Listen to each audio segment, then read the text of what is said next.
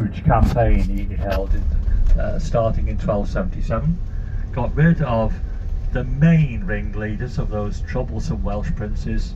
In his own view, kicked them out, and in doing so building his own series of huge castles in North Wales: Caernarfon Castle, Conwy Castle, Harlech Castle and others. So a castle that you will see, I hope anyway, when we're getting off the coach in Llangollen, perched on the hilltop, was only in use by those Welsh princes for 20 years. That's all. And then it was deliberately slighted or demolished, knocked down. This is Llangollen. Over to our right, you'll see a heritage railway.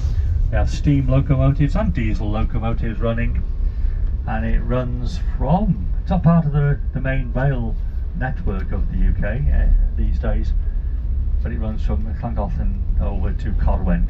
And over to your left, canal. We have canal, we have railway, and I want to tell you more about the canal on our way back to Chester. We'll be going back on a more direct route back to Chester, and that's a way of giving you a little bit more time in the town of Llangollen. It's one of those lovely little places worth a visit. Over to your left, the International Eisteddfod takes place in the Pavilion. You may spot that over to your left. A huge semi-permanent tent. Llangollen Railway to your right, as I said, it runs from along the Dee Valley from Llangollen to Corwen.